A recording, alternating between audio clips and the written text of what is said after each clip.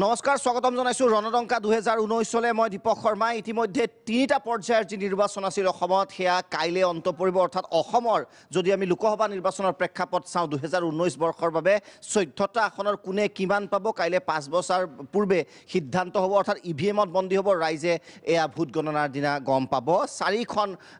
বিশেষকৈ চাৰিখনকৈ আসনত কাইলে প্ৰতিদ্বন্দিতা হ'ব আৰু গুৰুত্বপূৰ্ণ চাৰিকেইখন ধুবুৰী গোকৰাঝাৰ বৰপেটা আৰু গুৱাহাটী সন্মানীয় গুৱাহাটী লোকসভা সমষ্টি অত্যন্ত গুৰুত্বপূৰ্ণ আমি সামগ্ৰিকভাৱে চাৰিটা সমষ্টিৰ ইস্যু কি হ'ব পাৰে জনসাধাৰণে কি চাই ভোট দিব পাৰে আৰু সামগ্ৰিকভাৱে অসমত যদি চাওঁ আমি 14টা আসনৰ যি সমষ্টিৰ নিৰ্বাচন হৈ গ'ল বিশেষ কি বৈশিষ্ট্য আছিল সেইসমূহ আপোনালোকে আজি জানিব পাৰিব আৰু আজি ষ্টুডিঅ'ত আমাৰ প্ৰাগ নিউজৰে সাংবাদিকসকল আছে বিগত প্ৰায় 2 মাহ 3 মাহ ধৰি তেওঁলোকে অহৰহে আপোনালোকৰ বাবে বাতৰি প্ৰস্তুত কৰি আছে বিশেষকৈ বিহুৰ বতৰতো এবাৰ সাংবাদিকসকলে ৰাজনৈতিক এই খবৰসমূহত লোকসভা নিৰ্বাচনৰ খবৰসমূহত চুকা নজৰ ৰাখিছিল গতিকে তেওঁলোকৰ পৰা জানিম যে সামগ্ৰিক এই নিৰ্বাচনৰ গোটেই নিৰ্বাচনটোৰ বৈশিষ্ট্যসমূহ কি থাকি গ'ল আৰু চাৰিটা লোকসভা আসনত ৰাইজে কি চাই কাক চাই কেনেকৈ ভোট দিব সেই সম্পৰ্কে আমি পাতিম আৰু চাৰিগৰাকী আমাৰ সতীৰ্থ সাংবাদিক আছে আউটপুট এডিটৰ শান্তনু মহন্ত আমাৰ লগত আজি থাকিব সাংবাদিক জুনজ্যোতি বৰা ডাঙৰ আছে সাংবাদিক চন্দ্ৰশেখৰ চৌধুৰী আছে আৰু নিউজ এডিটৰ মৃগাংক শইকীয়া আছে লগতে বৰপেটাৰ পৰা সাংবাদিক ভাস্কৰ জ্যোতি বৰপেটাৰ খুব আমোদজনক এখন যুঁজ হ'ব লগতে কোকৰাঝাৰৰ পৰা সাংবাদিক বিতুপন বৰা সেই দুইখন বিশেষকৈ সমষ্টিত কিদৰে প্ৰস্তুতি চলিছে আপোনালোকে গম পাব পাৰে প্ৰথমতেই মই গোটেই বিষয়টো মই আৰম্ভ কৰিছোঁ নিউজ এডিটৰ মৃগাংক শইকীয়াৰ পৰা যে আমি চাৰিটা সমষ্টিৰ কথা যদি প্ৰথমতে পাতোঁ যথেষ্ট হেৰি হ'ল কেম্পেইন হ'ল ৰোড শ্ব' হ'ল কিবা হ'ল এই চাৰিটা সমষ্টি সম্পৰ্কে আপুনি কি ভাবে কাইলৈৰ হয় আচলতে কাইলৈ যি গুৱাহাটী বৰপেটা ধুবুৰী আৰু কোকৰাঝাৰত নিৰ্বাচন আছে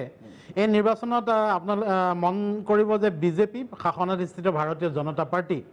বিজেপিয়ে কেৱল গুৱাহাটীত প্ৰতিদ্বন্দ্বিতা আগবঢ়াইছে তাৰ বিপৰীতে ধুবুৰী কোকৰাঝাৰ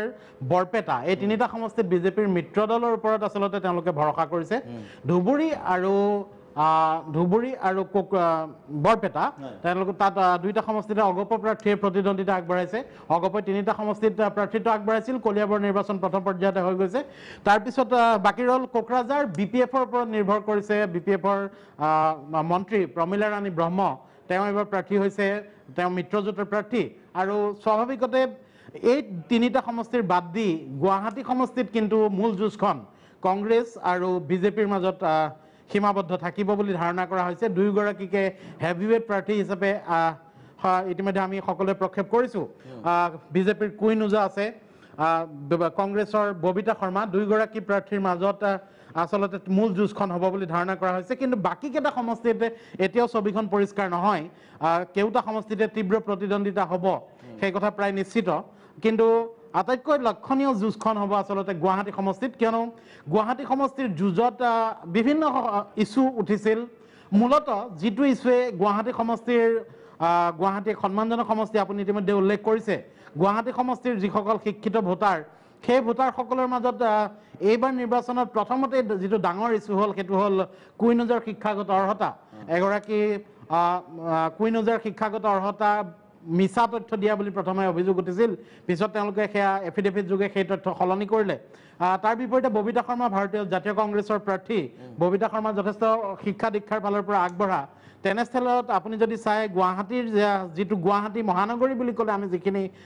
অঞ্চল বুজি পাওঁ তাত আছে জালুকবাৰী দিছপুৰ গুৱাহাটী পূব আৰু পশ্চিম এইকেইটা সমষ্টি গতিকে এইকেইটা সমষ্টি এইকেইটা বিধানসভা সমষ্টিৰ ভোটাৰে কি সিদ্ধান্ত লয় তাৰ ওপৰতে আচলতে গুৱাহাটীৰ ফলাফল নিৰ্ভৰ কৰিব আৰু আপুনি যদি মন কৰে কোকৰাঝাৰ সমষ্টিত প্ৰতিদ্বন্দ্বিতা তীব্ৰতৰ হ'ব তাত আপুনি নৱশৰ্ণীয়া আছে তেওঁ প্ৰাক্তন সাংসদ নিৰ্দলীয় প্ৰাৰ্থী কিন্তু এইবাৰ মূল যুঁজত নৱশৰ্ণীয়া থাকিবনে নাই সেয়া সন্দেহৰ আৱৰ্তত গুৱাহাটীটো অকণমান মই যদি যিটো কৈছে বিজেপিৰ বাবে বাকীকেইখনো গুৰুত্বপূৰ্ণ কিন্তু গুৱাহাটী আটাইতকৈ গুৰুত্বপূৰ্ণ ৰিটেইন কৰিব লাগিব চিটখনৰ আনকেইটাত মিত্ৰজোঁট আছে আপুনি কি ভাবে গুৱাহাটী সমষ্টিৰ যুঁজখন খুব সূক্ষ্মভাৱে আপুনি পৰ্যবেক্ষণ কৰিছে বিজেপি যিহেতু নিজাবীয়াকৈ 10খন চিটত তেওঁলোকে প্ৰতিদ্বন্দ্বিতা আগবঢ়াব তাৰে এখন হ'ল গুৱাহাটী সমষ্টি গতিকে গুৱাহাটী সমষ্টিটো তেওঁলোকে বিজয়ৰ লক্ষ্য লৈ লৈছে কিন্তু এই ক্ষেত্ৰত যিহেতু ইতিমধ্যে কোৱা হৈছে যে কুইন ওজাৰ শিক্ষাগত অৰ্হতাক লৈ প্ৰশ্ন উঠিছে আৰু লগতে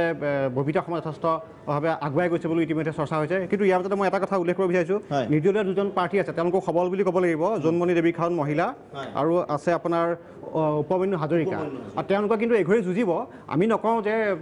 শেষ মুহূৰ্তত কি হ'ব কিন্তু তেওঁলোকৰ কিন্তু পানী ঘোলা কৰিব ইতিমধ্যে আমি দৃশ্যপট দেখিছোঁ গুৱাহাটী সমষ্টিৰ অন্তৰ্গত যি 10টা সমষ্টি আছে বিধানসভাৰ তাত যদি আমি লক্ষ্য কৰোঁ এই নিৰ্দলীয়ভাৱে জোনমণি দেৱী খাউন আৰু উপেন্দ্ৰ হাজৰিকাই কিছু পৰিমাণে বিশেষ ব্যক্তিৰ মাজত সোমাই পৰা দেখা গৈছে আমি আশা কৰিম যে মূল যুঁজখন কংগ্ৰেছ আৰু বিজেপিৰ মাজতে হ'ব কিন্তু তেখেতসকলেও কিন্তু জেগাই জেগাই ভুমুকি মাৰি পেলাই কিন্তু সাধাৰণ ভোটাৰৰ যদি আমি বিশেষকৈ গুৱাহাটীৰ ভোটাৰৰ যদি কওঁ আৰু 4টা সমষ্টিৰ কথা উল্লেখ কৰিছে প্ৰায় আৰবান ভোটাৰ আছে 4টা বিধানসভা সমষ্টিত তাত যিটো কয় যিহেতু জিকাৰ সম্ভাৱনা প্ৰায় নাই যদিও আমি ফলাফল বিষয়ে আজি ক'ব নোৱাৰোঁ তথাপিও যদি তেনেহ'লে বহুতে এইটো এটা মাইণ্ডত থাকিব নেকি ভোটাৰ যেতিয়া যে কোন জিকিব পাৰিব প্ৰাৰ্থী তেনেকুৱা এটা মাইণ্ডত কিবা থাকিব পাৰিব নেকি যে ভোটটো নষ্ট কৰাৰ নিচিনা হ'ব নেকি তেনেকুৱা কিবা মাইণ্ডত থাকিব পাৰে নেকি নিশ্চয় কিন্তু শেষ মুহূৰ্তত এজন ভোটাৰে সেইটোকে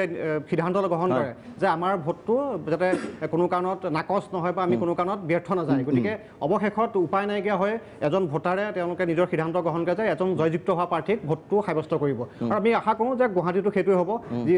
ৰাইজে যেনেকৈ ভাবিছে তেওঁলোকে ভোট দিবলৈ ওলাই আহিব আমি এই মুহূৰ্তত কিন্তু এটাই আশা কৰিম যে যিমান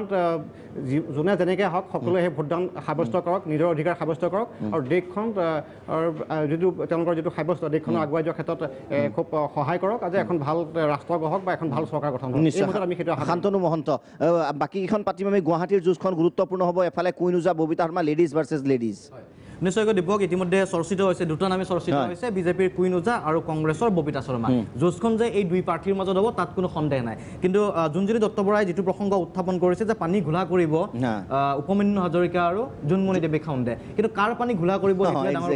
কাৰণ ইতিমধ্যে যদিও চৰ্চিত হৈছে এগৰাকী শিক্ষিত প্ৰাৰ্থী হিচাপে উপেন্দ্ৰ হাজৰিকা গুৱাহাটীৰ একাংশ শিক্ষিত লোকে ভোট দিব বিচাৰিছে কিন্তু কাৰ পানী আচলতে ঘোলা কৰি আছে চৰ্চাত এই ধৰণেও আছে যে যিসকল কেব বিৰোধী লোক আছে যে কেবৰ বিৰোধিতা কৰিছিল যিসকল লোকে সেইসকল লোকৰ হয়তো চইচ এটা হ'লহেঁতেন কংগ্ৰেছক ভোট দিলেহেঁতেন বিজেপিক নিদি কিন্তু এইবাৰ যিহেতু উপেন্দ্ৰ হাজৰিকাই সেই সময়ত এটা গুৰুত্বপূৰ্ণ ভূমিকা পালন কৰিছিল সেই সময়ত যিহেতু এটা তেওঁ এই ধৰণৰ বিষয়সমূহৰ লগত চৰ্চাত আছিল আৰু এইবাৰ সেই অংশ সেই ভোটৰ কিছু অংশ হয়তো উপেন্দ্ৰ হাজৰিকাই লাভ কৰিব আৰু যদি 20ৰ পৰা 30 বা 30ৰ পৰা 50লৈকে তেওঁলোকে আশা কৰিছে লাভ কৰে তেতিয়াহ'লে হয়তো সেই ভোটখিনি কিন্তু কংগ্ৰেছত নগৈ কংগ্ৰেছক ক্ষতি কৰিব অৰ্থাৎ কেব বিৰোধী ভোটখিনি ভাগ হৈ যাব এইফালে আহিলে যদি কংগ্ৰেছে পালেহেঁতেন হয়তো আৰু অধিক শক্তি কংগ্ৰেছৰ আহিলহেঁতেন গতিকে পানী যে ঘোলা কৰিব কাৰ পানী ঘোলা কৰিছে ৰাইজে হয়তো বুজি উঠিছে এইবোৰ দেখা পাই আহিছে কিন্তু আমি যদি দেখা পাওঁ যে উপেন্দ্ৰ হাজৰিকা আৰু বিজেপিৰ মাজত এটা সংঘাতো দেখিবলৈ পাইছিলোঁ আমি কেছ দিয়া পৰ্যন্ত হৈছিলে উপেন্দ্ৰ হাজৰিকাই সোমাই গৈছিলে বিজেপিৰ কাৰ্যালয়ত গতিকে আপাত দৃষ্টিত এই ধৰণৰ লাগে যে উপেন্দ্ৰ হাজৰিকা আৰু বিজেপিৰ মাজত এটা সাংঘাতিক ধৰণৰ সংঘাত চলি আছে কিন্তু আচলতে সংঘাতটো চলিছে নে চলা নাই বা সেই সংঘাতৰ পৰিণতিত যদি কিছু ভোটলৈকে কনভাৰ্ট হৈ যায় আমাৰ চিন্তাধাৰা তেতিয়াহ'লে তাত লাভান্বিত কোন হ'ব সেয়াও কিন্তু বিচাৰ কৰি চোৱা সময় হয়তো ৰাইজে বিচাৰ কৰি চাব ভোটাৰে বিচাৰ কৰি চাব দ্বিতীয় প্ৰসংগ যিটো প্ৰসংগ উত্থাপন কাৰণ এই প্ৰসংগটো কেব বিৰোধী যিটো ঢৌ সেই ঢৌৰ প্ৰসংগ গুৱাহাটীত যিহেতু কোৱা হৈছিলে সচেতন ভোটাৰ আৰু আপুনি যিটো কথা উল্লেখ কৰিছে গুৱাহাটীত যিকেইটা মহানগৰ কেন্দ্ৰিক সমষ্টি সেই সমষ্টিকেইটাত কিমান লোকে ভোট দিবলৈ আহে তাৰ ওপৰত যথেষ্ট নিৰ্ভৰ কৰিব বাকী চাৰাউণ্ডিং যিকেইটা সমষ্টি আছে সেই সমষ্টিসমূহত কিন্তু ভোটদানৰ হাৰ বৃদ্ধি হয় আৰু এইবাৰ হোৱাটো আশা কৰা হৈছে হাজোৰ দৰে সমষ্টিত গুৱাহাটী লোকসভা সমষ্টিৰ অন্তৰ্গত কংগ্ৰেছৰো শক্তি আছে বিজেপিৰ শক্তি আছে তাত নুই কৰিব নোৱাৰে কিন্তু সেইবোৰ সমষ্টিত ভোটাৰৰ সংখ্যা কম ভোট আছে বকৰ দৰে সমষ্টিত যথেষ্ট সংখ্যালঘু ভোট আছে লাভ কৰিব পাৰে কংগ্ৰেছে কিন্তু আটাইতকৈ গুৰুত্বপূৰ্ণ কথাটো হ'ল যে যদি ভোটৰ পেটাৰ্ণ চাওঁ আমি প্ৰায় 17.5 লাখ হিন্দু ভোট আছে গুৱাহাটী লোকসভা সমষ্টিটোত মুঠতে আৰু সংখ্যালঘু ভোট আছে 5 লাখৰ ওচৰে গতিকে সেই ধৰণৰ প্ৰসংগসমূহ আছে 4,50,000 এনেকুৱা ধৰণৰ ভোট আছে গতিকে সেই ধৰণৰ প্ৰসংগসমূহ আছে এই প্ৰসংগসমূহক বাদ দি কি ধৰণে আগবাঢ়ে কিন্তু তাত গুৰুত্বপূৰ্ণ প্ৰসংগ এটা ইতিমধ্যে উল্লেখ কৰিছে মৃগাংক শইকীয়া যে কুইন ওজাৰ শিক্ষাগত অৰ্হতাটোৱে কিন্তু যিখিনি সচেতন ভোটাৰ আছে যিখিনি শিক্ষিত ভোটাৰ আছে গুৱাহাটীত প্ৰভাৱ পৰিছে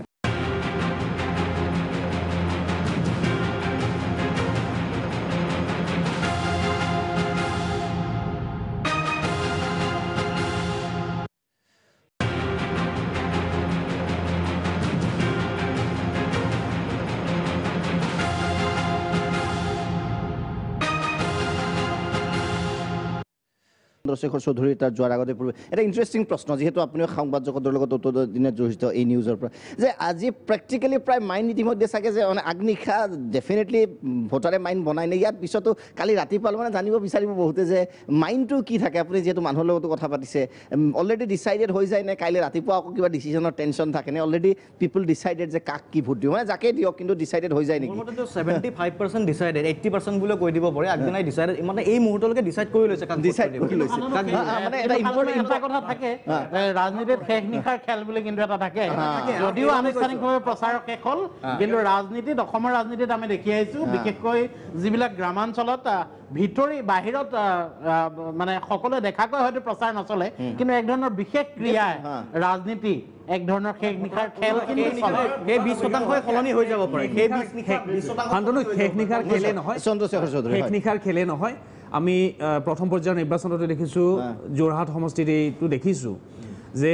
ৰাতিপুৱা যেতিয়া মানুহে ভোটদান কৰিবলৈ যাব সেই সময়ত আবহাৱাটো চাই লয় বতাহ কোনফালে বলিছে তাৰ ওপৰতো কিন্তু বহুত এটা নিৰ্ভৰ কৰে দেই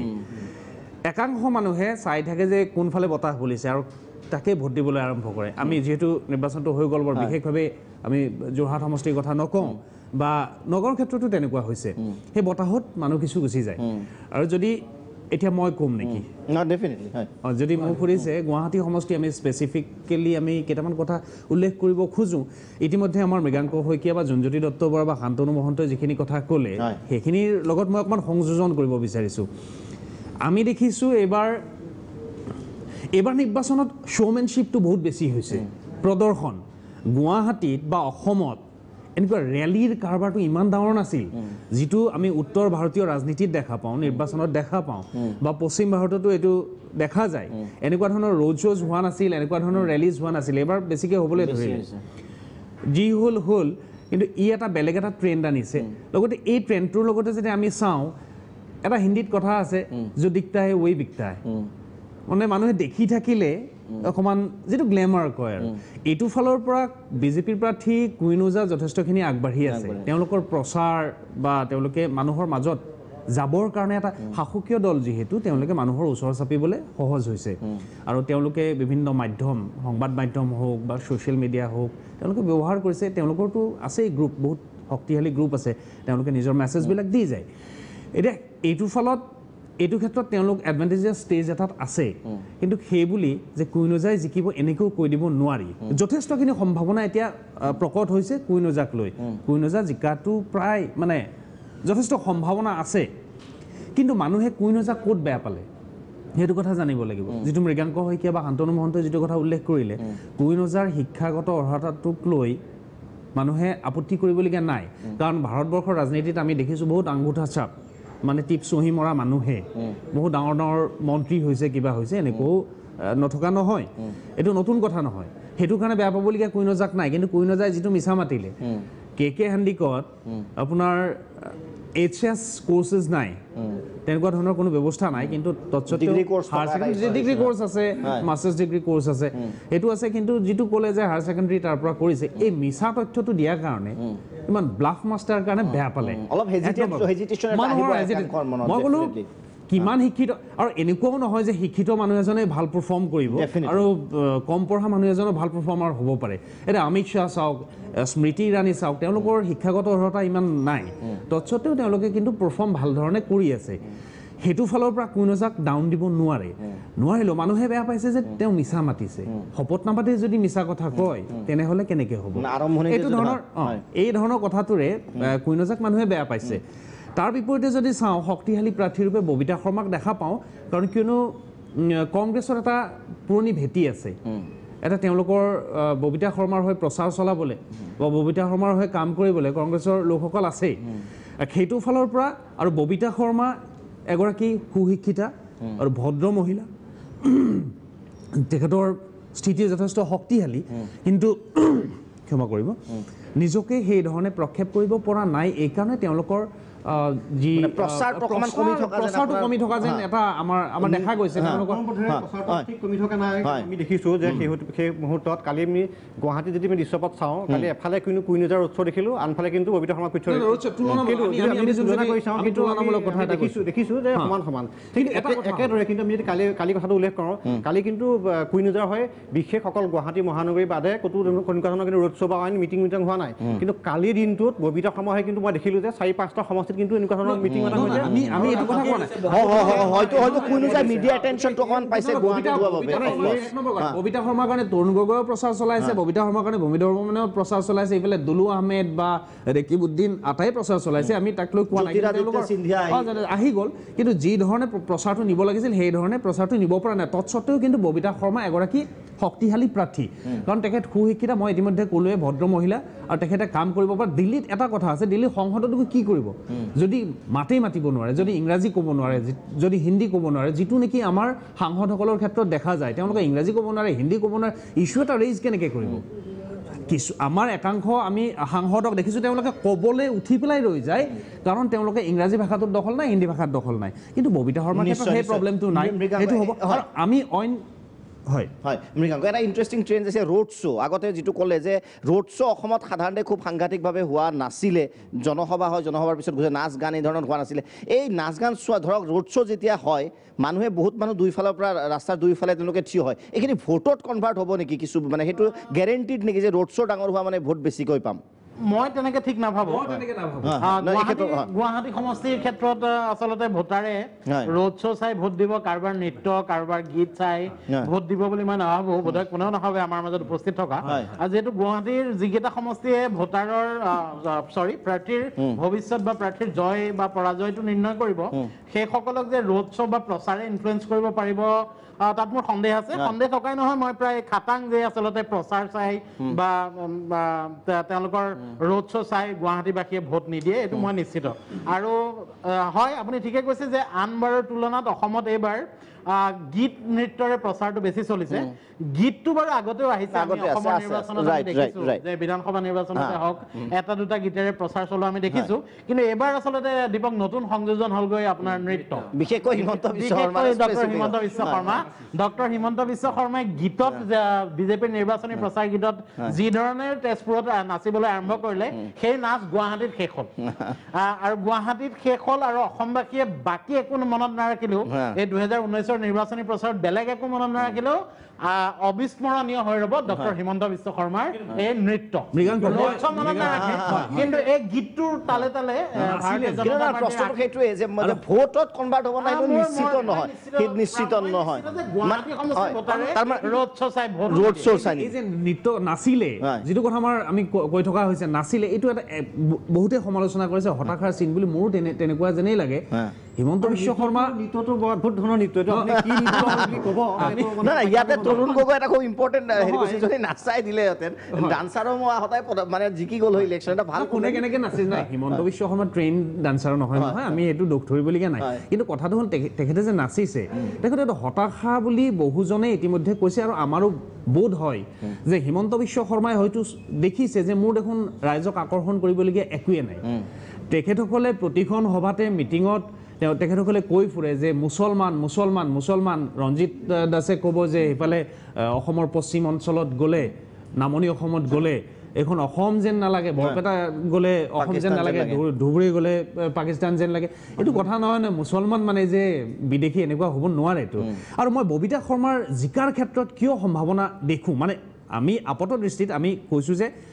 যেহেতু এটা শাসকীয় দলৰ প্ৰাৰ্থী কুইন ওজা সম্ভাৱনা আছে কিন্তু ববিতা শৰ্মাৰো মই দেখোঁ ববিতা শৰ্মাৰ শেহতীয়াভাৱে যি শচীন পাইলটে প্ৰচাৰ চলাই গ'ল ইও এটা ভাল কথা হৈছে আৰু গুৱাহাটীত এনেকুৱা নহয় যে বাগানৰ ভোটাৰসকলৰ নিচিনা নহয় বা পিছপৰা অঞ্চলৰ ভোটাৰসকলৰ নিচিনা নহয় যে হিতাধিকাৰী সৃষ্টি কৰি মোবাইল ফোন এটা দি পেলাই বা এটকীয়া চাউল দি গুৱাহাটীৰ মানুহক প্ৰলোভিত কৰিব নোৱাৰে তুলনামূলকভাৱে গুৱাহাটীৰ মানুহ শিক্ষিত বা জনা বুজা বা অলপ বিবেকবান বুলি ধাৰণা কৰা হয় মানে যদি আমি অনুপাতত চাওঁ তে সেই ক্ষেত্ৰত ক'ব লাগিলে যিহেতু কেব বিৰোধী এটা প্ৰবল আন্দোলন গঢ়ি উঠিছিল ৰাজ্যজুৰি আৰু দল সংগঠন ব্যক্তি বিশেষ লগতে আমাৰ সাংবাদিকসকলে জপিয়াই পৰিছিল কেব বিৰোধী আন্দোলনত কেবে বিজেপিক এক মানে মাইনাছ পইণ্টলৈ নিছে আৰু সেইটো ফালৰ পৰা সেইটো ফালৰ পৰা অপশ্যন ক'ত আছে নহয় এতিয়া উপমান্যু হাজৰিকাৰ কথা যদি কোৱা হয় উপমান্যু হাজৰিকা এগৰাকী শক্তিশালী প্ৰাৰ্থী হয় কিন্তু তেখেতৰ সম্ভাৱনা কিমান মানুহে এই কথাটো চাব তেখেতৰ কেবৰ কথা মই কৈ লওঁ মই আপুনি কেবৰ কথা কওঁতে এটা মই দিব বিচাৰিছোঁ কিন্তু ধৰক কংগ্ৰেছে একে সময়তে কেব বিৰোধিতা কৰিছে হয় কিন্তু তেওঁলোক একে সময়তে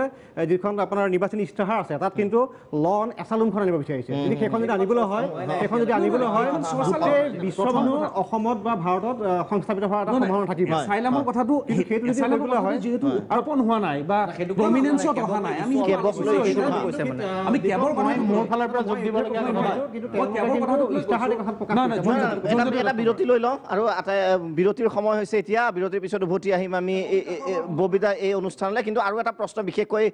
চিৰিয়াছ কথা চলি আছে কিন্তু সাংবাদিকসকলৰ বাবে এটা ভাল খবৰ কাইলৈৰ পৰা যিহেতু অসমৰ ক্ষেত্ৰত যদি আমি নিৰ্বাচনী প্ৰচাৰ বা নিৰ্বাচনী ভোট গ্ৰহণ প্ৰায় অন্ত পৰিব গতিকে কাইলৈৰ পৰা অকণমান সকাহো এটা পাব কাৰণ ডিউটি আৱাৰ্ছ এইটো অৱশ্যে এই ভিতৰৰ হাউচৰ ভিতৰৰ কথা ডিউটি আৱাৰ্ছো যথেষ্ট বৃদ্ধি হয় প্ৰেছাৰ থাকে গতিকে সাংবাদিকসকলৰ বাবে ভাল খবৰ থাকিব কাইলৈৰ পিছৰ পৰা কিছুদিনৰ বাবে বিৰতিৰ পিছত উভতি আহিম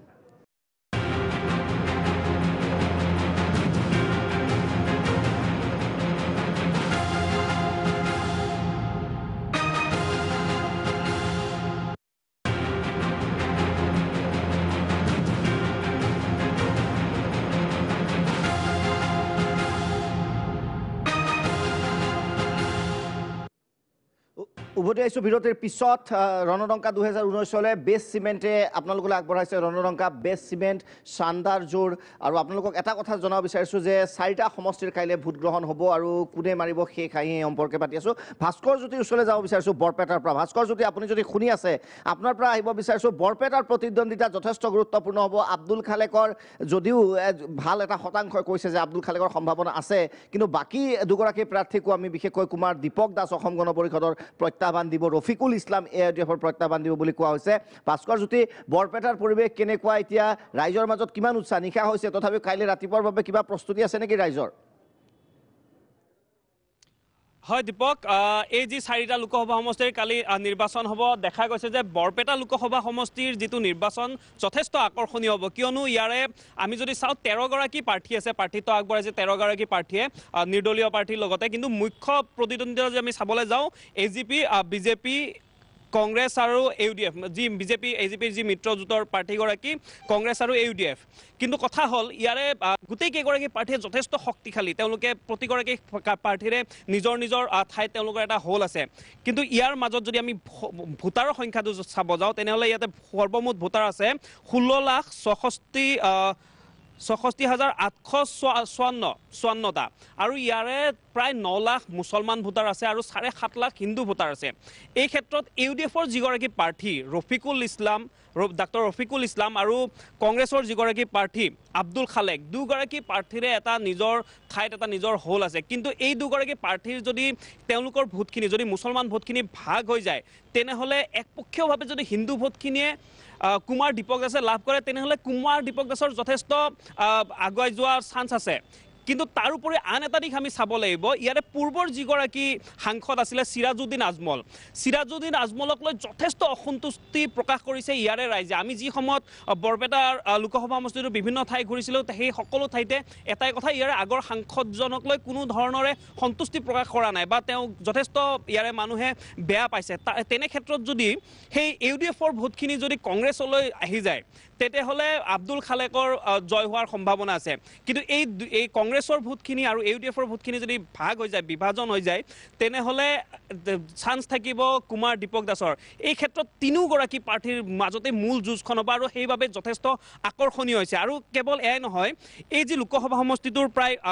এই যি 10টা বিধানসভা সমষ্টি আছে এই 10টা বিধানসভা সমষ্টিৰ যদি আমি চাওঁ ভালকৈ তেওঁৰ অগপৰ 3গৰাকী বিধায়ক আছে, বিজেপিৰ এগৰাকী, ইউডিএফৰ এগৰাকী আৰু কংগ্ৰেছৰ 5গৰাকী। ইয়াৰে বিশেষকৈ পাটাচাৰকুছি সমষ্টি যিটো বিধানসভা সমষ্টি, সেই পাটাচাৰকুছি বিধানসভা সমষ্টিটোত প্ৰায়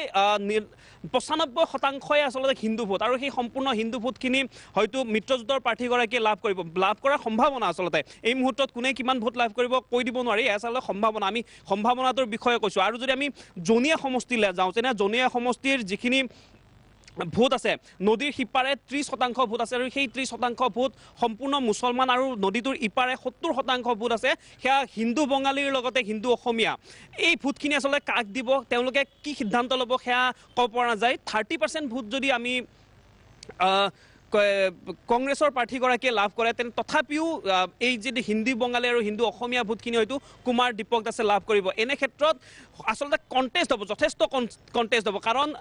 ইউডিএফৰ প্ৰাৰ্থীগৰাকীয়েও যথেষ্ট এইবাৰ বদৰুদ্দিন আজমলে এই বৰপেটা লোকসভা সমষ্টিটোত বিভিন্ন ঠাইত যে সভা সমিতি কৰিছে, পূৰ্বতে এনেধৰণৰ সভা সমিতি কৰা নাছিলে বা নিৰ্বাচনী প্ৰচাৰ চলোৱা নাছিল, কিন্তু এইবাৰ দেখা গৈছে চুকে কোণে বদৰুদ্দিন আজমল সোমাইছে, আৰু ৰফিকুল ইছলামৰো এটা তেওঁৰ নিজা সুকীয়া স্থান আছে নিজৰ কিছুমান ঠাইত। সেই সুকীয়া স্থানটোৰ লগতে আমি যদি আব্দুল খালেকেও চাওঁ, আব্দুল খালেকেও যথেষ্ট জনপ্ৰিয় মাজত, এই দুগৰাকী প্ৰাৰ্থীৰ মাজতো কণ্টেষ্ট হ'ব পাৰে, আৰু এই দুগৰাকী প্ৰাৰ্থীৰ মাজত যদি ভোটখিনি ভাগ হৈ যায়, তেনেহ'লে মাজে মাজে হয়তো কুমাৰ দীপক দাস ওলাই যোৱাৰ সম্ভাৱনা আছে। দীপক,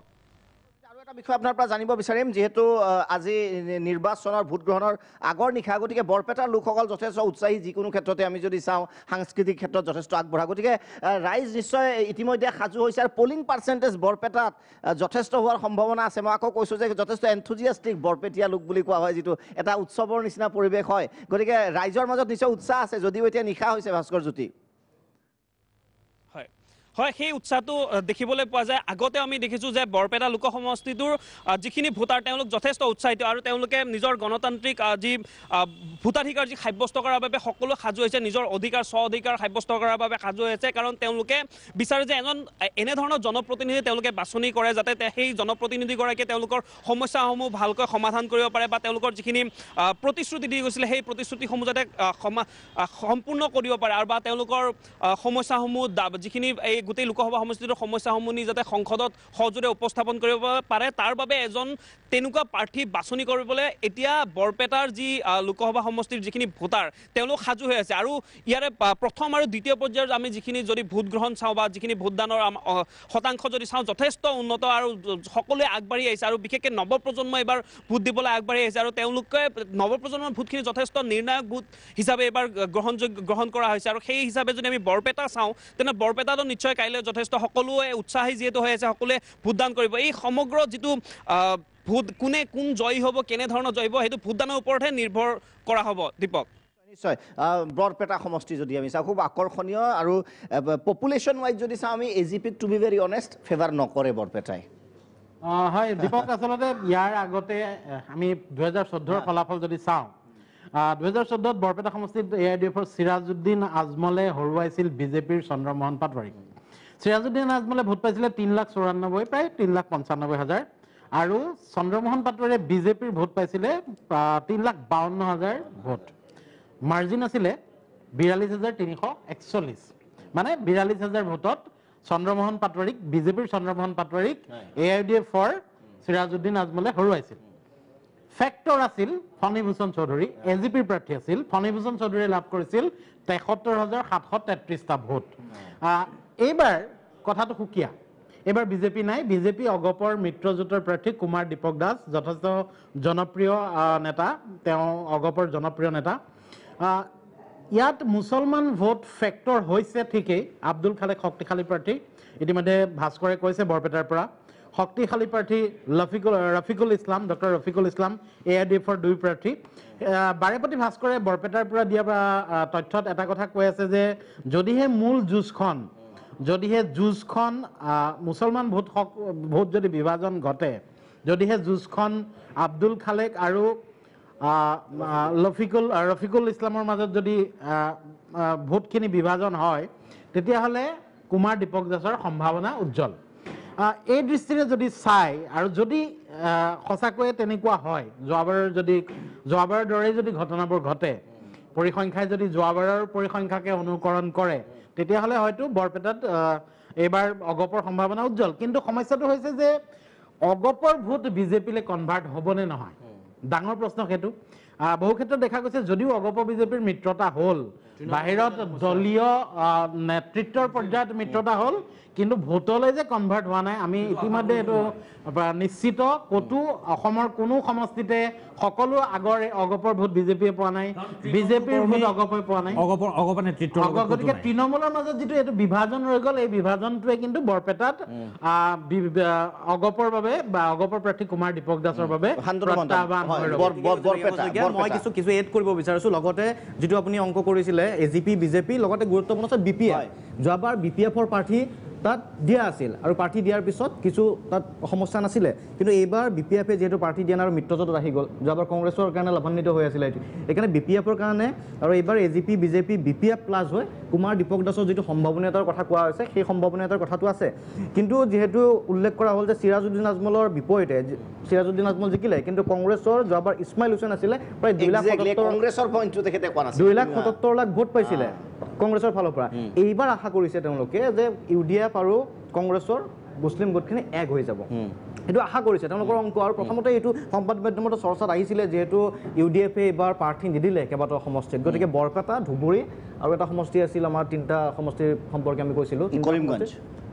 সেই ধৰণৰ এটা চিন্তা চৰ্চা বা বুজা পৰি এইটো কি ধৰণৰ হৈছে কিন্তু কোনো আজিলৈকে স্পষ্টকৈ কোৱা নাই কিন্তু এটা বুজা পৰাৰ মাজত চলিছে বুলি কোৱা সেইটোৱে এতিয়া যদি UDFৰ ৰফিকুল ইছলামে যদি 2 লাখতকৈ অধিক ভোট নাপায় তেতিয়াহ'লে আব্দুল খালেকৰ সম্ভাৱনীয়তা তাত কিন্তু AIUDF ৰফিকুল ইছলাম ব্যক্তিগতভাৱে বেলেগ কথা কিন্তু ইয়াৰ আগৰ AIUDFৰ যিটো পাৰফৰ্মেঞ্চ সিৰা যদি ভেৰি প'ৰ গতিকে সেই ভোটখিনি আমি যদি আৰু এবাৰ বিজেপি সেই ভোটখিনি বিজেপিয়ে আৰু বিজেপিৰ যি হিমন্ত বিশ্ব শৰ্মাৰ যিবোৰ মন্তব্য আছে মই যিটো ভাবিছোঁ আপুনি গম পাব প্ৰেক্টিকেলি যে হিমন্ত বিশ্ব শৰ্মাৰ মন্তব্য প্ৰায় মুছলিম বিৰোধী বিভিন্ন ধৰণৰ মন্তব্য আছে বিজেপি নেতাৰ গতিকে এইবাৰ এক প্ৰকাৰৰ ক্ষোভিত হৈ আছে মুছলিম ভোটাৰখিনি মুছলমান ভোটাৰখিনি গতিকে তেওঁলোকে এটা একত্ৰিত ভোট দিয়াৰ এইবাৰ এটা কিন্তু প্ৰৱণতা থাকিবও পাৰে টু ডিফিট বিজেপি মানে হয় সেইবাবে কোৱা হৈছে ভোট কনভাৰ্ট হ'ব ভোট যিখিনি ইছলাম ভোট আছে বা সংখ্যালঘু ভোট আছে সেই ভোটখিনি UDFৰ বেছি যোৱাৰ সম্ভাৱনা আছে এক্সেক্টলি এই কথাটোকে অলপ এনালাইজ কৰিব বিচাৰিম এটা বেলেগ এংগলত কথাটো হ'ল এইবাৰ মই দেখিছোঁ মোৰ মনে কয় বৰপেটাৰ ৰাইজে ইতিহাসৰ পাত লুটিয়াব মানে বৰপেটা সমষ্টিটো পূৰ্বে এইটো কংগ্ৰেছৰ চিট আছিল কেইবাটাও নিৰ্বাচনত তাৰ পাছত এটা সময়ত 91 চন আৰু 96 চনত বাওঁপন্থীয়ে দখল কৰিলে 14 চনত যোৱাবেলি এইটো AIUDFে দখল কৰিলে চিৰাজউদ্দিন আজমল MP হ'ল কিন্তু তাৰ পূৰ্বে কিন্তু এটা সময়ত কংগ্ৰেছৰ চিট আছিল এইবাৰ মই দেখিছোঁ আপোনালোকে যিটো চৰ্চা কৰিছে কুমাৰ দীপক দাসৰ কথাটো কুমাৰ দীপক দাস ব্যক্তিগতভাৱে ভাল মানুহ তেখেতৰ ইমেজটো ভাল কিন্তু হ'লেও তেখেতক গ্ৰহণ নকৰিব অগপৰ কোনো হেৰিয়ে কেলে অগপই যিটো কেবক লৈ যিটো কৰিলে মন্ত্ৰীসভাৰ পৰা ওলাই গ'ল আকৌ মন্ত্ৰীসভালৈ গ'ল অগপক সমূলি ইমেজটো বৰবাদ কৰি দিছে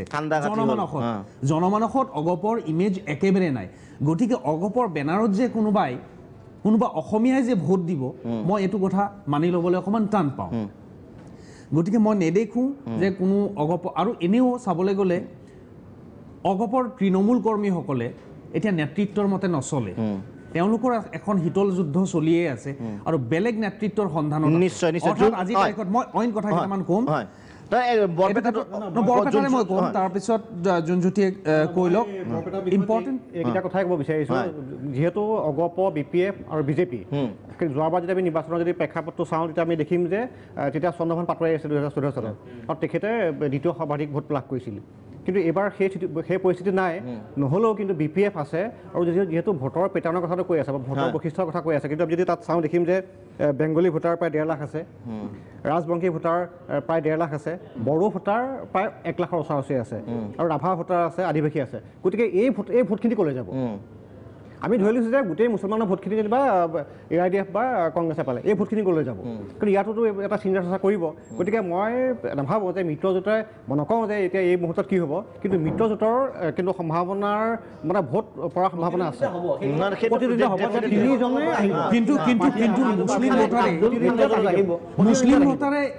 মুছলিম ভোটাৰে এইবাৰ তাত মেজৰ ৰোল এটা প্লে' কৰিব বুলি মোৰ ধাৰণা হয় কেলে আপোনালোকে যিটো অলপ পূৰ্বে আলোচনালৈ আনিছিলে যে AUDF আৰু কংগ্ৰেছৰ মাজত মুছলিম ভোটখিনি ভাগ হৈ যাব নেকি ইম্পৰ্টেণ্ট কথা এটা জানিব লাগিব যে 70% মুছলিম voters in Barpeta Lok Sabha constituency গতিকে সেই ভোটাৰখিনিৰ কি মুড এতিয়া তেওঁলোকে দেখিছে যদি AUDFক ভোট দিয়ে তেনেহ'লে চৰকাৰ গঠনত কি ধৰণে ভূমিকা গ্ৰহণ কৰিব তেওঁলোকৰ ডাউট আছে বিজেপিক তেওঁলোকে কেতিয়াও নিদিয়ে যি মুছলমান মানে বিদ্বেষ মুছলমান মানে সন্ত্ৰাসবাদী মুছলমান মানে পাকিস্তানী বাংলাদেশী এই ধৰণৰ যিটো বিজেপিৰ এটিটিউড তাৰপিছত এই 70% মুছলিম ভোটাৰে বিজেপিক ভোট দিব বুলি মোৰ ধাৰণা নহয় আৰু আমাৰ এটা কথা ওলাইছে যে এই ভোটখিনি ডিভাইড হ'ব নেকি AUDF আৰু কংগ্ৰেছৰ মাজত মই এটা কথা ক'ব খোজো যে কলিয়াবৰত যদি অগপ আৰু কংগ্ৰেছৰ বুজাবুজি হ'ব পাৰে বৰপেটাত কিয় নোৱাৰে AUDFক ভোট দিলে বৰ এটা লাভ নহয় মানে চৰকাৰ গঠন প্ৰক্ৰিয়াত তাৰ পৰিৱৰ্তে মই ভাবো এইখিনিয়ে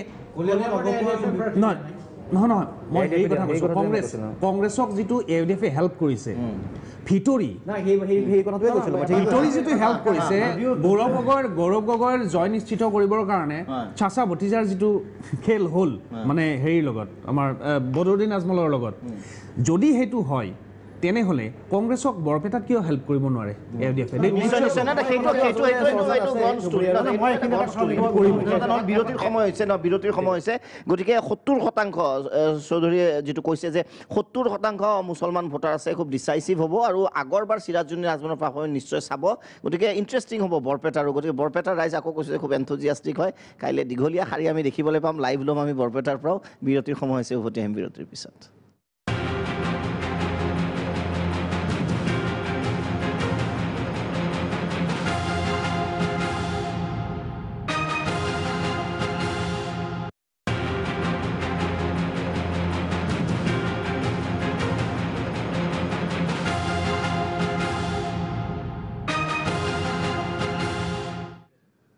উভতি আহিছোঁ বিৰতিৰ পিছত আমি এবাৰ যাব বিচাৰিছোঁ দুধনৈলৈ গুৱাহাটী লোকসভা সমষ্টিৰ অন্যতম এটা বিধানসভা সমষ্টি দুধনৈ উপস্থিত আছে আমাৰ সাংবাদিক বিতুপন বৰা বিতুপন আপোনাৰ ওচৰত আহিব বিচাৰিছোঁ গুৱাহাটীৰ আকৌ কোৱাইছে যে এটা মিক্সড আমি লোকসভা যদি কনষ্টিটুৱেঞ্চি হিচাপে চাওঁ য'ত পূব গুৱাহাটী সমষ্টিৰ নিচিনা প্ৰায় 100% আৰ্বান বিধানসভা সমষ্টি আছে আৰু দুধনৈৰ দৰে সম্পূৰ্ণ ৰুৰেল কনষ্টিটুৱেঞ্চিও আছে আপোনাৰ পৰা জানিব বিচাৰিছোঁ দুধনৈৰ এতিয়া সামগ্ৰিক পৰিৱেশ কেনেকুৱা ইতিমধ্যে নিৰ্বাচনৰ যি প্ৰচাৰ অন্ত পৰিছে কেনেধৰণে সাজু দুধনৈবাসী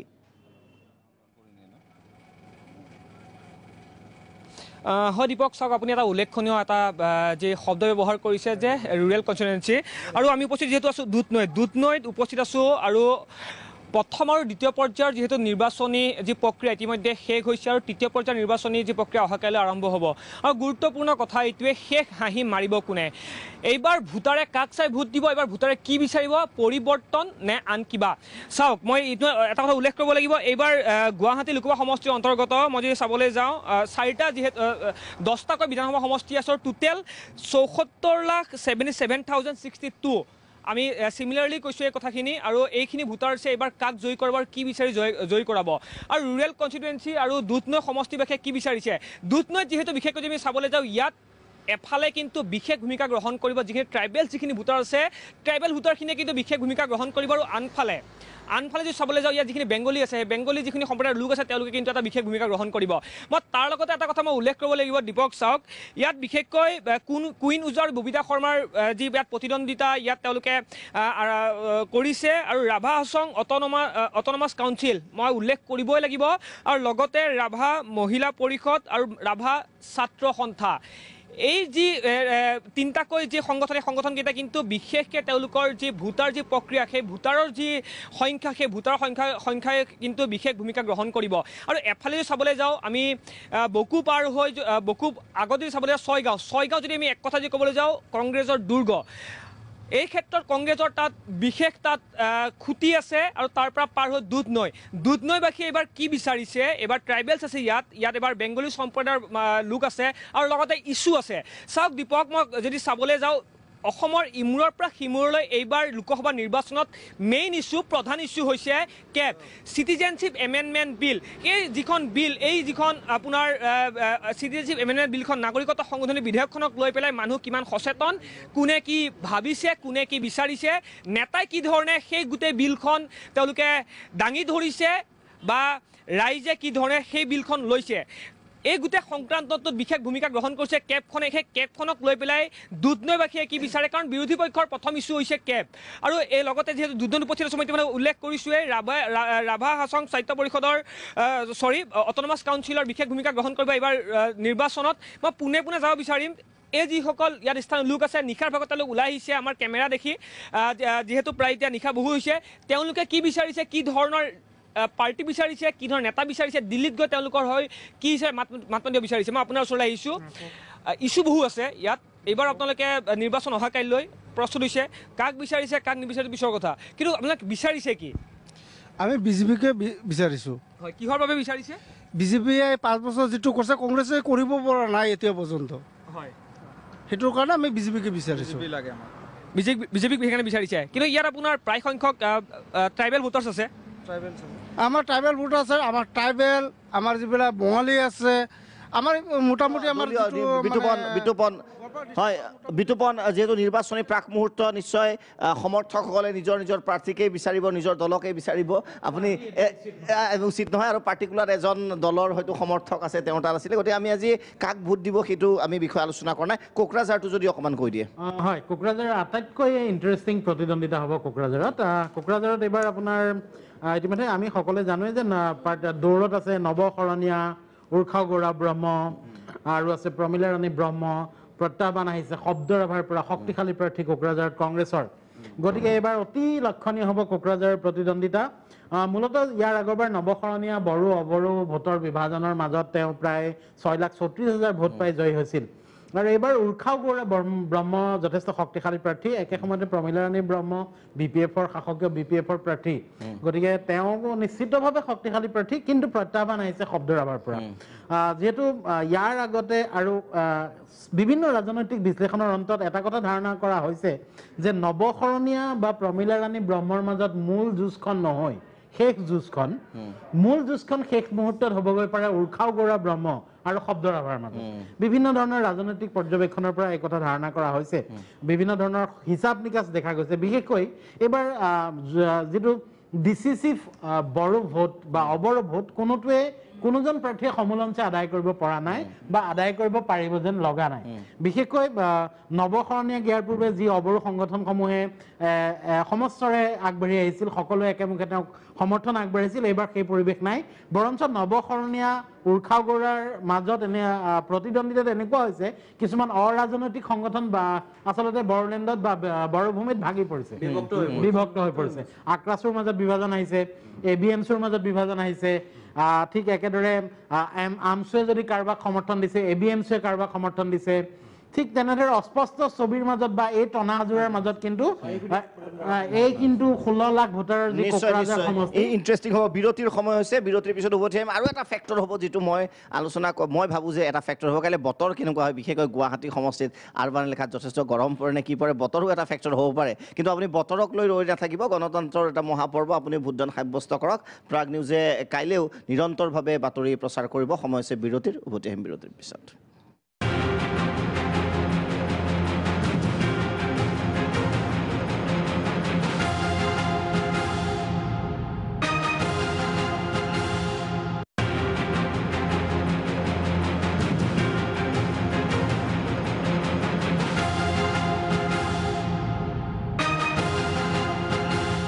উভতি আহিছোঁ বিৰতিৰ পিছত। আমি এতিয়া গোৱালপাৰালৈ যাব বিচাৰিছোঁ। উপস্থিত আছে আমাৰ সাংবাদিক যোগেন সূত্ৰধৰ। যোগেন সূত্ৰধৰ, আপোনাৰ ওচৰত আহিব বিচাৰিছোঁ। গোৱালপাৰাও নিশ্চয় এতিয়া সম্পূৰ্ণৰূপে সাজু ভোট দিবলৈ, আপোনাৰ ওচৰত আহিব বিচাৰিছোঁ। কেনে উৎসাহ গোৱালপাৰাত?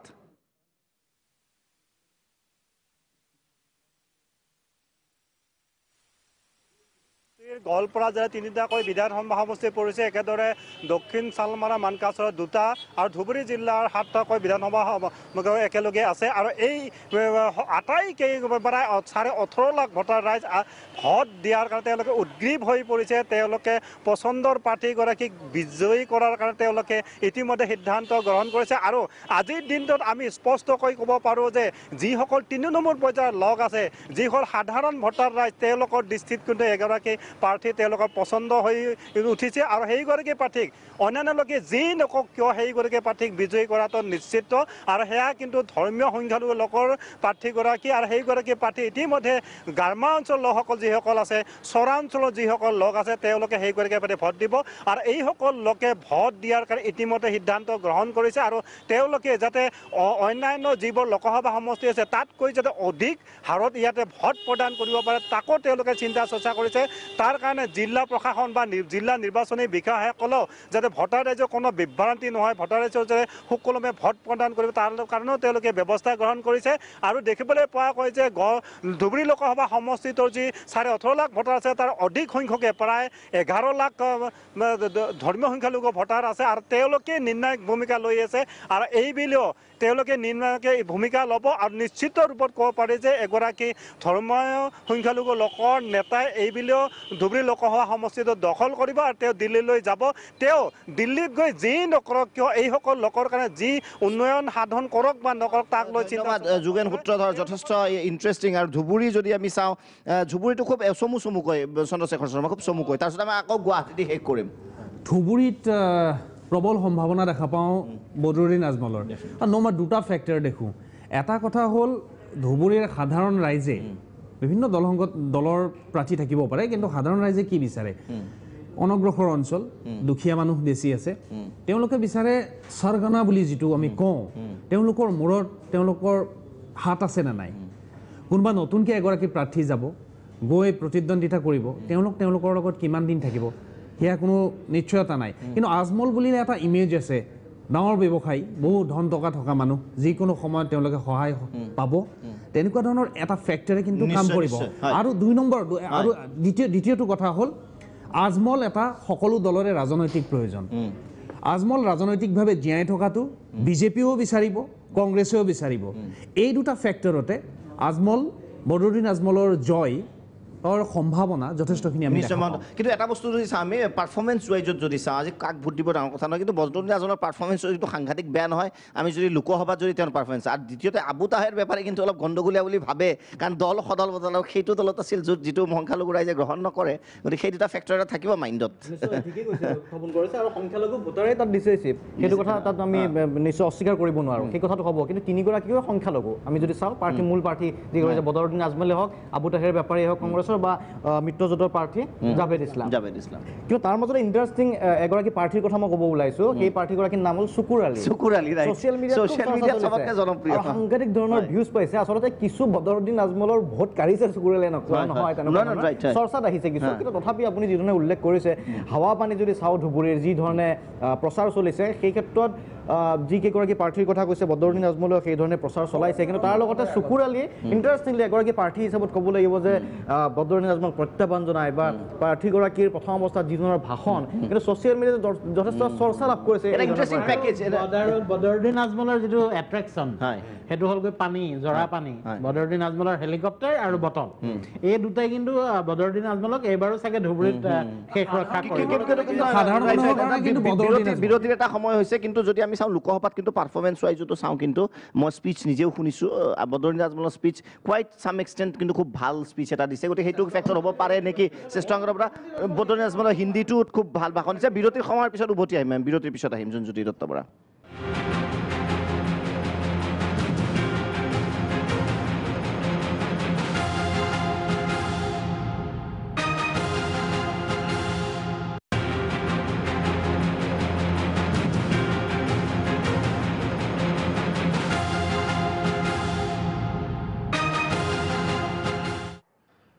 উভতি আহিছোঁ বিৰতিৰ পিছত জোনজ্যোতি নিশ্চয় মই ধুবুৰীৰ কথা যিহেতু ওলাই আছিলে মই ক'ব বিচাৰিছোঁ যে যিহেতু আটাইকেইটা দলৰ প্ৰাৰ্থী হ'ল সংখ্যালঘু সম্প্ৰদায়ৰ লোক কিন্তু তাত যিসকল অমুছলমান লোক সেইসকলৰ ওপৰতহে নিৰ্ভৰ কৰিব কোনজন প্ৰাৰ্থী প্ৰকৃততে জয়ী হ'ব আমি যদি সমষ্টিটোলৈ যাওঁ দেখিম যে প্ৰায় 5.5 লাখ অমুছলমান লোক আছে তেখেতসকলৰ ভোট যিজন প্ৰাৰ্থী হ'ব তেখেতে জয়ী হোৱাৰ সম্ভাৱনা আছে যিহেতু আমি ক'লোঁ যে কংগ্ৰেছৰ আছে AIDFৰ আছে আৰু বিজেপি মিত্ৰজোঁটৰ অগপ প্ৰাৰ্থী আছে গতিকে আটাইকেইজন একেটা সম্প্ৰদায়ে গতিকে অমুছলমান সেই নিশ্চয় সাংবাদিকৰ বাবেও ৰিলেক্সেশ্যন হ'ব কালিৰ পৰা যথেষ্ট ফিল্ডত বা ডেস্কত যথেষ্ট কষ্ট থাকে হয় প্ৰায় 10 মাৰ্চত যেতিয়া নিৰ্বাচন ঘোষণা কৰা হ'ল তাৰ পিছৰ পৰা আৰম্ভ হ'ল কোনে টিকট পাব কোনে টিকট নাপাব সেই লৈ এখন গ'ল তাৰপিছত প্ৰাৰ্থীৰ তালিকা আহিল এটা কাৰোবাৰ তালিকা আহে কাৰোবাৰ তালিকা নাহে তাৰপিছত তাৰ মাজতে আহিল মিত্ৰতাৰ কথা শেষত গৈ মিত্ৰতা এটা হ'ল অগপ বিজেপিৰ যিটো মিত্ৰতা শেষ মুহূৰ্তত ভগা মিত্ৰতা এটা আকৌ হ'ল লগে লগে তেওঁলোক আকৌ মন্ত্ৰীও হ'ল বিভিন্ন ধৰণৰ কথা ক্ৰিয়া প্ৰতিক্ৰিয়া ইফালে লগে লগে প্ৰচাৰ আৰম্ভ হ'ল হেলিকপ্টাৰত গ'ল ৰোড শ্ব' হ'ল গান নাচ মুঠতে ভৰপূৰ মনোৰঞ্জন কিন্তু এই গোটেইবিলাকৰ মাজত আচলতে পিছ পৰি বা বাদ পৰি থাকিল আচলতে ৰাইজৰ সমস্যা কোনোটো দলেই কি কংগ্ৰেছ কি বিজেপি অগপ যিখিনি সমস্যা বা যিখিনি সমস্যাৰ সমাধান বিচাৰি ৰাইজে জনপ্ৰতিনিধিক দিল্লীলৈ পঠিয়ায় তেওঁলোকক আচলতে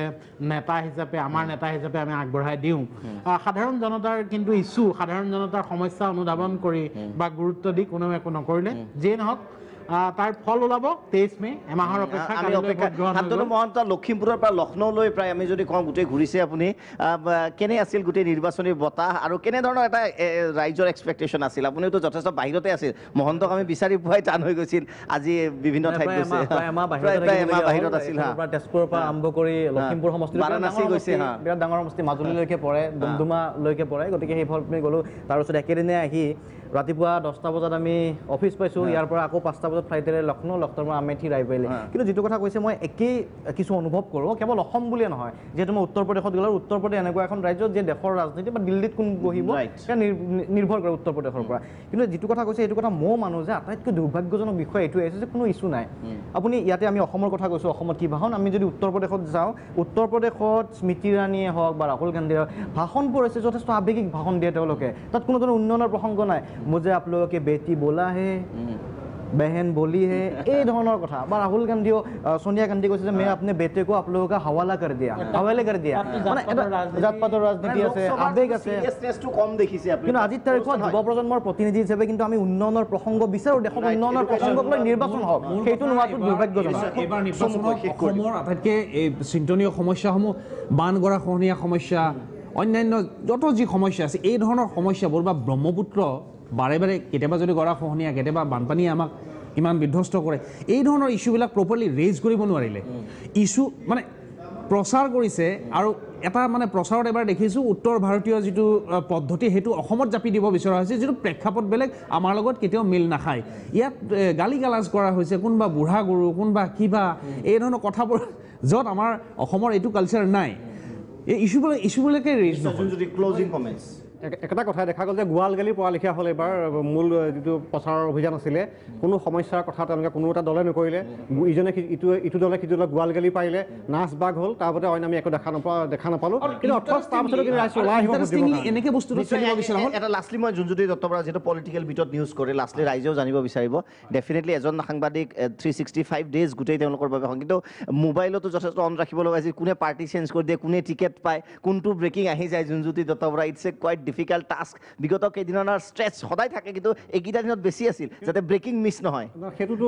প্ৰাৰ্থী ঘোষণা কৰাৰ পূৰ্বৰ পৰা চলি আছিল মানে কোনে আমি কিমান সময়ত বা সোনকালে আমি ব্ৰেকিংটো কৰিব পাৰোঁ প্ৰাৰ্থী ঘনে ঘনে নাম সলনি হৈছিল পেনেলত বেলেগ বেলেগ নাম আহিছিল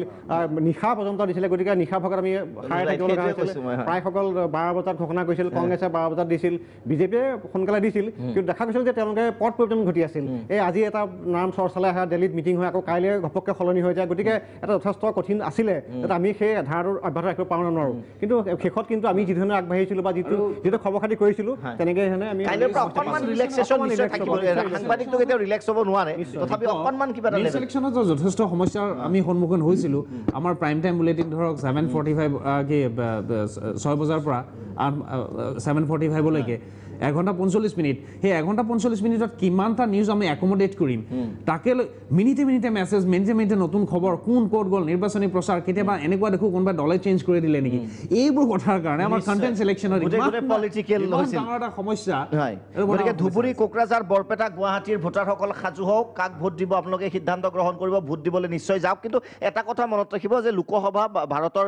যদি আমি চাওঁ যে বিধায়িনী প্ৰক্ৰিয়াত আটাইতকৈ ডাঙৰ এটা অনুষ্ঠান আৰু আপোনাৰ মোৰ ভৱিষ্যত কি হ'ব, কি ল হ'ব, কি ল নহ'ব, ৰাস্তা ঘাটৰ প্ৰসংগ আচলতে লোকসভাৰ বাবে খুব গুৰুত্বপূৰ্ণ নহয়। গতিকে কি আইন হ'ব কি নহ'ব গোটেই লোকসভাৰ এই সাংসদসকলে নিৰ্ধাৰণ কৰে। গতিকে যিগৰাকী প্ৰাৰ্থীকে আপুনি ভোট নিদিয়ে কিয় চাই ল'ব যে আমাৰ ভাগ্য নিয়ন্তা,